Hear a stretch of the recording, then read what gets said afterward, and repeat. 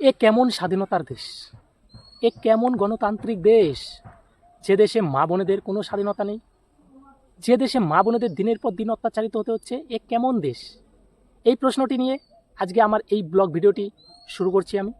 আর আমি সাধারণত এরকম ভিডিও কোনো দিন বানাই না, আজকে বানাতে বাধ্য হচ্ছে, কারণ আমাদের দেশে মা বোনেদের উপর অত্যাচার দিনের পর দিন বেড়েই চলেছে। এর তো একটা প্রতিবাদ করা দরকার। আমি Shankar Das, my daily blog 2.0-তে আপনাদের সবাইকে জানাই স্বাগত। তো বন্ধুরা, আজকের এই ভিডিওটা আপনাদের শেষ পর্যন্ত দেখার জন্য একটু অনুরোধ করব। প্লিজ ভিডিওটি শেষ পর্যন্ত দেখবেন এবং মন দিয়ে শুনবেন আর আপনাদের মতামত জানাবেন। 1947 সালে 15 আগস্ট আমাদের দেশ স্বাধীন হয়েছিল।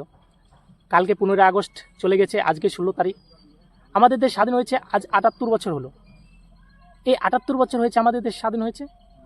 আমাদের এই স্বাধীনতার দেশে আজও কি মা বোনেরা স্বাধীনতা পেয়েছে? আমার একটাই প্রশ্ন, আমাদের যে মা বোনেরা আছে এরা কি স্বাধীনতা পেয়েছে এই 78 বছরে?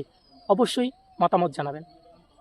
আর আমাদের দেশে কলকাতায় আরজি হসপিটালে সেই ডক্টর দিদিটির সাথে যে একটি ঘটনা ঘটে গেছে, তাকে যে নির্মম নৃশংসভাবে খুন করা হয়েছে, এটি একটি খুব লজ্জাজনক একটি ঘটনা, খুবই নিন্দনীয় একটি ঘটনা।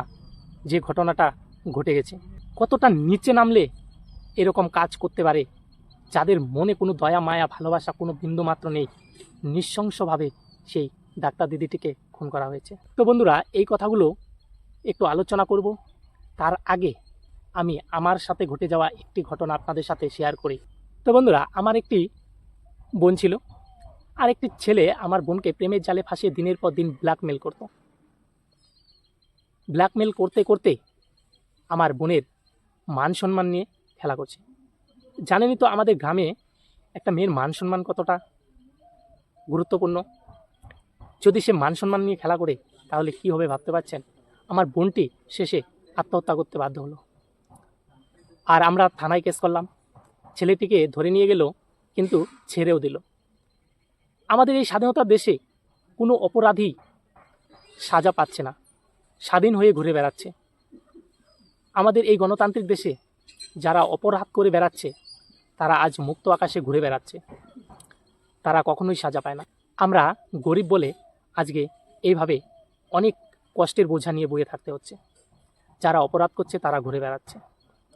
সেই রকমভাবে আজ চারিদিকে আমার এই বোনের মতো অনেক বোন দিনের পর দিন অত্যাচারিত হচ্ছে, কে কোথাও কোথাও নৃশংসভাবে খুন হতে হচ্ছে। যেমন একটা ঘটনা কয়েকদিন আগে ঘটে গেছে আরজি হসপিটালে। যারা সাধারণ মানুষ অত্যাচারিত হচ্ছে, খুন হচ্ছে, তাদের কেস তো ঢাকা চাপা পড়ে যাচ্ছে। আর আরজি সরকারি হসপিটালে যে দিদিটার প্রতি অন্যায় হয়েছে, সে ডাক্তার দিদিটার অন্যায় এটাও ঢাকা দেবার চেষ্টা করছে। বললাম না, আমাদের গণতান্ত্রিক দেশে কোনো অপরাধী সাজা পায় না। এই হচ্ছে আমাদের স্বাধীনতার দেশ, যে দেশে অপরাধীরা ঘুরে বেড়ায়, তাদেরকে অপরাধ মুক্ত করার চেষ্টা করা হচ্ছে, তাদেরকে মুক্ত আকাশে খোলা রাখার চেষ্টা করা হচ্ছে। আমার এই ডাক্তার দিদিটির কি অপরাধ ছিল যাকে এইরকম নৃশংসভাবে খুন করা হলো? কি অপরাধ ছিল? এই ডাক্তার দিদিটি সবার তো প্রাণ বাঁচাচ্ছে। আর আমরা ডাক্তারকে সবসময় ভগবানের চোখে দেখি। আমাদের ভগবানের পরে দ্বিতীয় স্থান হচ্ছে ডাক্তার। ডাক্তার আমাদের কোনো কিছু হলে জীবন বাঁচিয়ে দেয়, তাই আমরা ডাক্তারকে বলি ভগবান। আমাদের দ্বিতীয় ভগবান হচ্ছে ডক্টর। এই ডক্টরের প্রাণী যদি কোনো সেফ আর সিকিউরিটি না থাকে, তাহলে আমাদের মতো সাধারণ মানুষদের প্রাণ কি সিকিউরিটি থাকবে? আমাদের মতো গরিব ঘরের মা বোনেদের সম্মান কি সেফ থাকবে? এটা আমার প্রশ্ন। কি বলবো, এই ডাক্তার দিদিটির সাথে যে ঘটনাটা ঘটেছে খুবই নিন্দনীয় ঘটনা, খুবই লজ্জাজনক একটা ঘটনা। আমাদের সকলের উচিত প্রতিবাদ গড়ে তোলা।